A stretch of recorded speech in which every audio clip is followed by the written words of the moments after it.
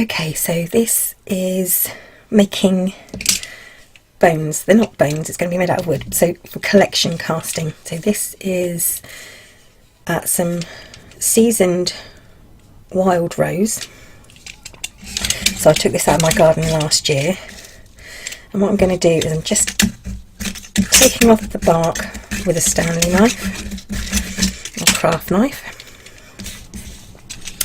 So if you're a witchy person, you save all the bits of bark because you know you don't want to throw anything away that you can utilise later.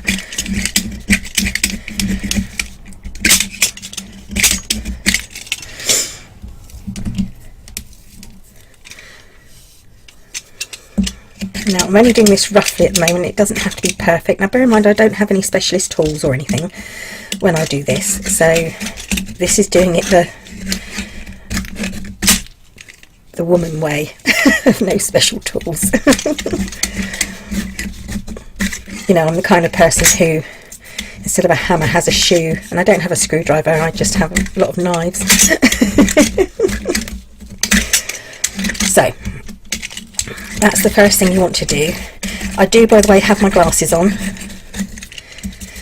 Not to help, well, it is to help me see, but it's also because obviously I don't want any of these shavings to come up and get me in the eye. So I would suggest wearing some kind of protective layer over your eyes. Now I don't need to go right down to the bottom because I'm not going to be using all of this. Now then, the next thing I want to do is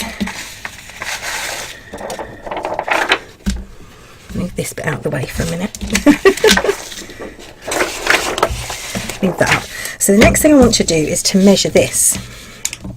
Now I don't want this very end bit because it's got a join there, so I'm going to cut it about here. So what I shall do is grab this and this.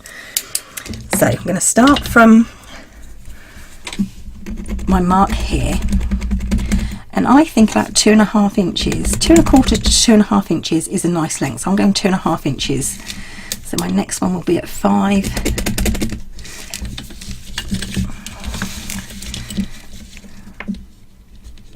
2.5 inches, 2.5 inches.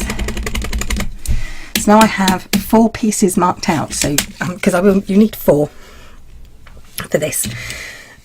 So now what I'm going to do is I'm going to go down to hubby's shed, and I'm going to get a saw out, and I'm going to saw this so that I get my 4 pieces and then the leftovers. So here I am back again. One day someone is going to tell me why men's sheds and little cave areas are so filthy. Pinched a bit of rough sandpaper. So here's my little pieces that I've cut. The first thing I'm going to do is file over the ends.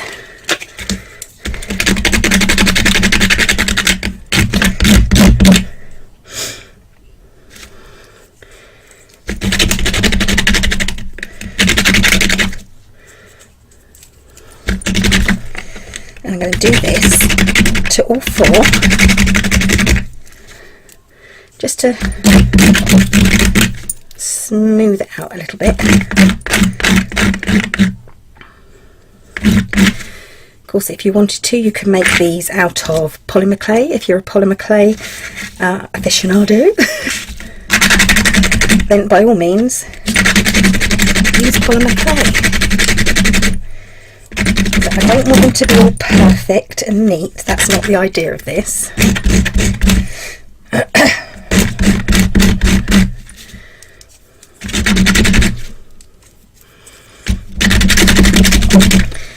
Now it may have been easier to start off with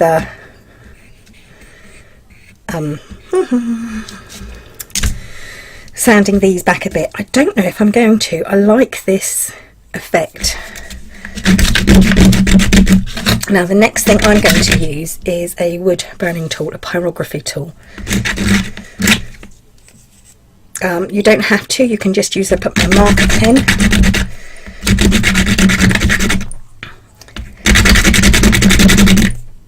So I'm going to get that ready in a minute, and I'm going to finish this off camera so I don't bore you to pieces. So all I'm doing is just roughly rounding off the ends, and I may sand over these slightly, sorry, camera shot, I may sand over these slightly, and once again these are about 2.5 inches in length, each of these. So here they are, and I've gone over with a little bit of finer grit, very gently, wet and dry, because I didn't want to take off any of the pattern that I'd created with the knife. I just wanted to smooth them out a little bit, take off some of the bark, so there was very little, if any, bark left on, she says, seeing another bit she doesn't want.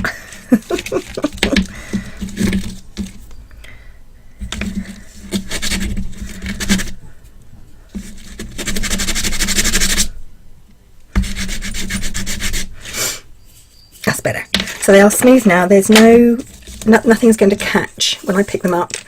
They're a nice weight wood. They're not too light, and they are all roughly the same size. They don't have to be. Now,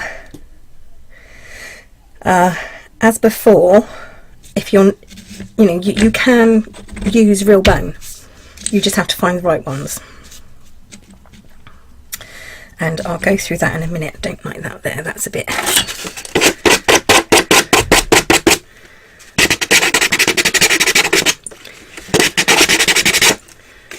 That's better.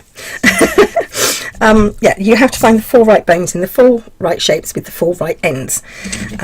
This makes it a hell of a lot easier. Like I said, you don't have to use wood, and you don't have to use...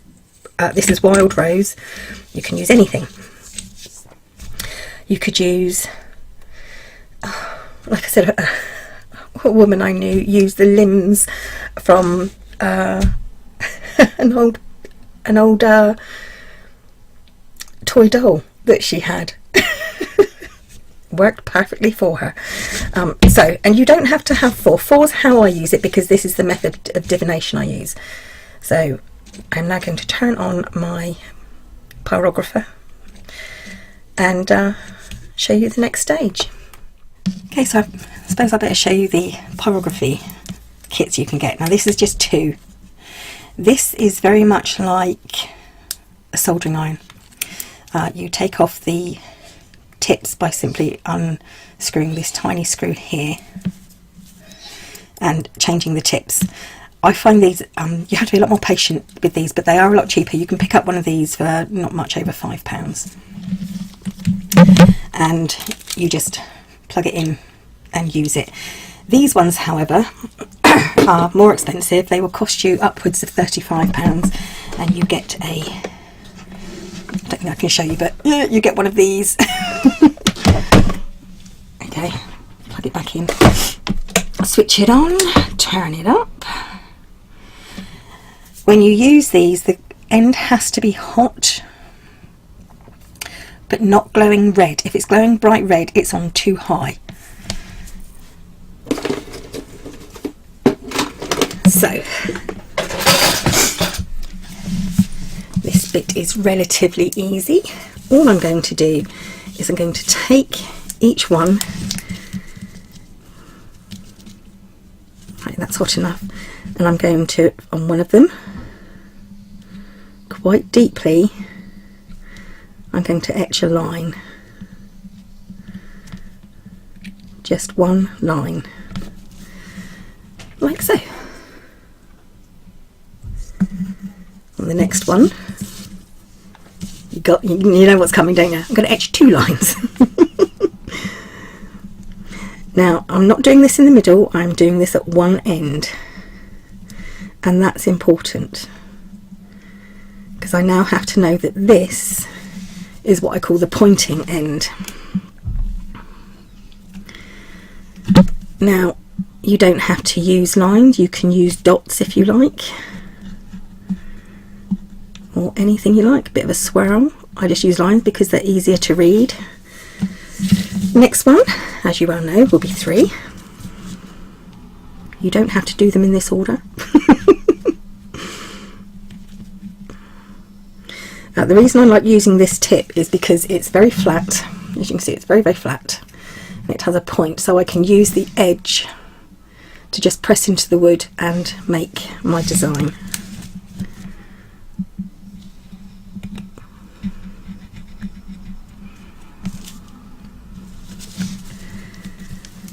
Glasses have slipped.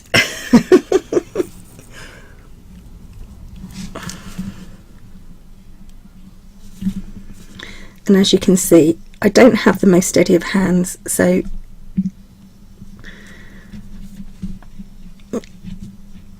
you know, if I can do this, almost anybody could probably do this. Oh, that's one of my hair keeps on getting in the way. Okay, going on for the 3rd line.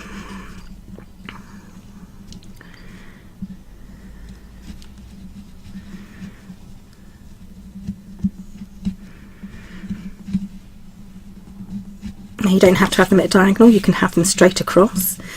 Now when it comes to the 4th line, if you want, you could do a Roman numeral and do 1V. However, I don't. I think it makes it confusing, because if you see it from an angle, like say there, that could be the 3 or the 1V. Sometimes I like to take them round a little bit more. You can actually extend them. I think I will do with these. They're not very long.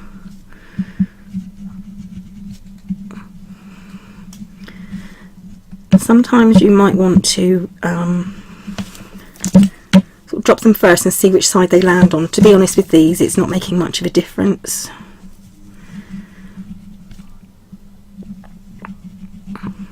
Because they are quite round, there's no particularly flat surface.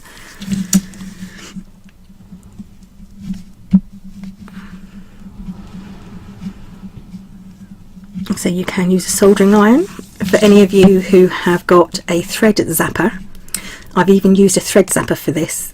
Be prepared though, you may ruin it.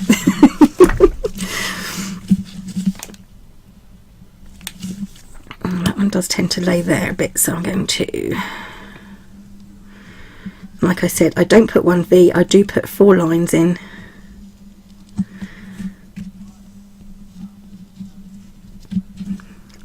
Simply because it's easier to read.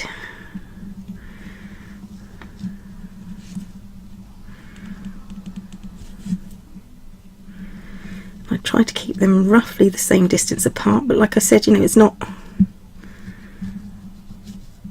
I don't have to be too exact about this at all.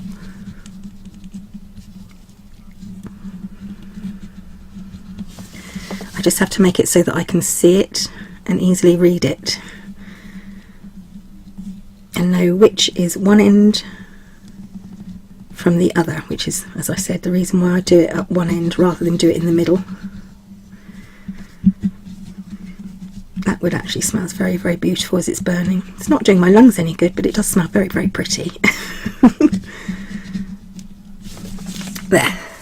So we can see 1, 2, 3 and 4 all done. Turn that off. So, pick these up. There you can see them. 1, 2, 3 and 4.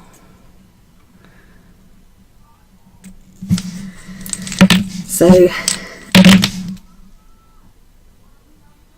wow, that was good. Through them, can't read any of them. But that's okay. As long as you can sort of like, it's going to go on every single one, isn't it? What I might do is extend them round even more. So, I mean, you can have lines going right the way round, just single lines all the way round. But there, that's the first part. I'll be back in a minute when I have tidied this up a little bit. Right, on to the next part. You need a cloth. This is, as you can see, it's quite thin. It's a very cheap piece of cloth. It's slightly too big for what I need, so I will be cutting it down or I don't know, I may use what I don't use, but like, this is an A4 piece of paper which I have made into half a circle. Now I am doing this because I do not have my protractor and I have to create a circle, excuse me, need coffee, into 3 equal segments, and that's 120 degree segment each. So I used a very cheap circle cutter, because these are £1, took the blade off, elongated it until it was almost the size of my paper, and then just cut round. And I did that twice so that I had 2 pieces. I don't explain things very well, but I will try my best. So everything's a mess here at the minute. Okay, so when you have your half circle cut, you fold it in half, like so, and then on one side you fold the edge into the centre, so it's in half again. Where this fold ends at the top here, and then meeting at the centre, you fold in. So where that fold is folded and the centre, you fold it back in, and that will give you a 120 degree circle. 120 degrees of a circle. So what I want to do now is mark this out on to my cloth. So there's one. Now I like to do this twice, simply so that I can sort of like see roughly how I'm going. Don't like this bit in the middle. Okay, so if I line this one up here, yeah, okay, so I'm going to draw around,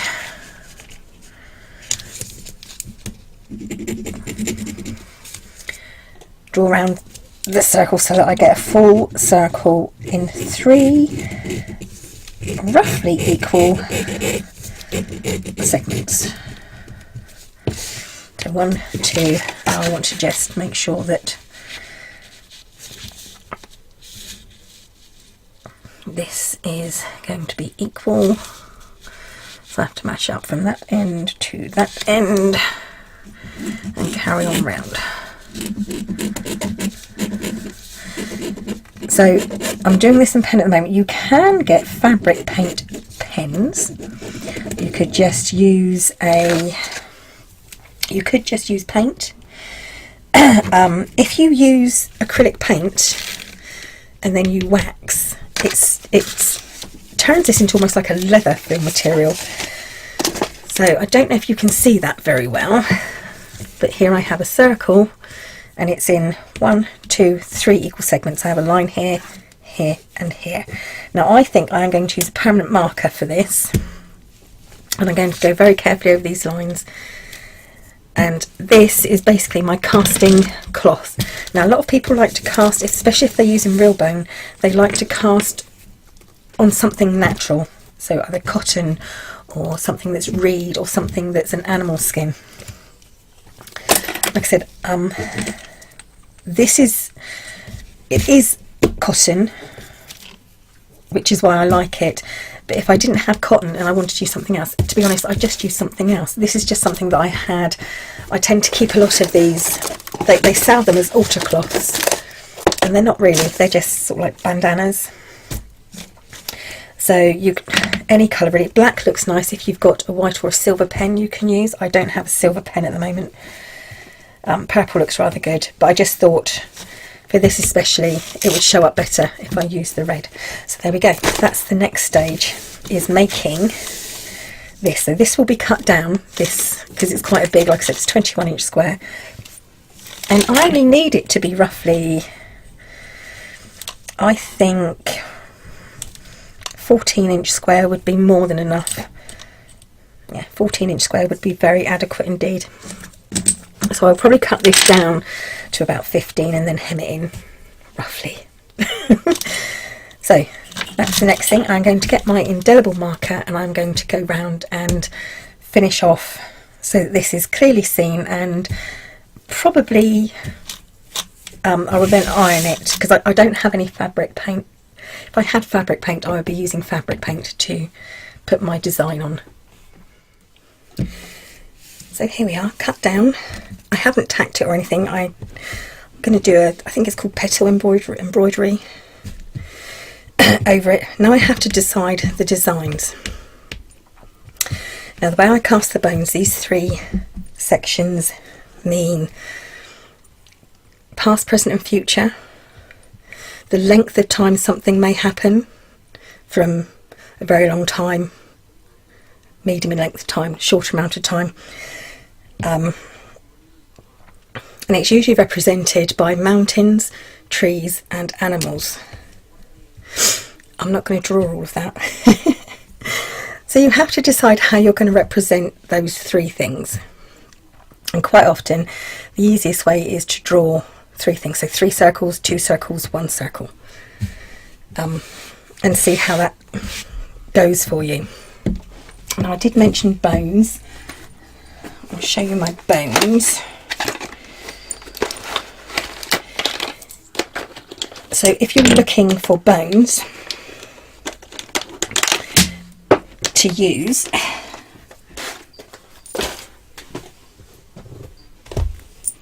don't chuck them on the floor. You need 1 long bone, and the domed part is what you call the pointed end.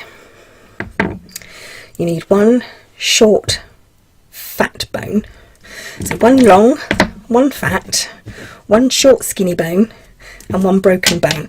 And the only difference is with the broken bone is all of these, the domed top represents the pointing edge, except for the broken bone where the unbroken end represents the pointing end. So 1 long, 1 fat, 1 short, 1 broken. So if you wanted to actually make bone shapes, those are the shapes that you need to make. Hello cat, no, hello dog, dog's just coming.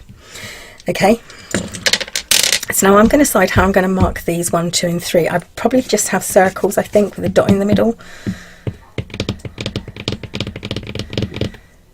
but we shall see. But there, I thought I'd show you that. It's kind of like the peace symbol, isn't it? And like I said, I have just ironed this down. I haven't done anything special to it. I've just folded in the corner and ironed it down. And it works out that this is just over 15 inches square. And there's a good 1.5 inches. I think it's 1.25 inches. Tucked under, just because that was just, I didn't know what I was going to do with it. So there we go. So it's worked out at roughly 15 inches square. And this is the design you want. Like I said, then you have to decide 1, 2 and 3 how you're going to. So I'm going to think about that, and I'll be back when I've decided on the design.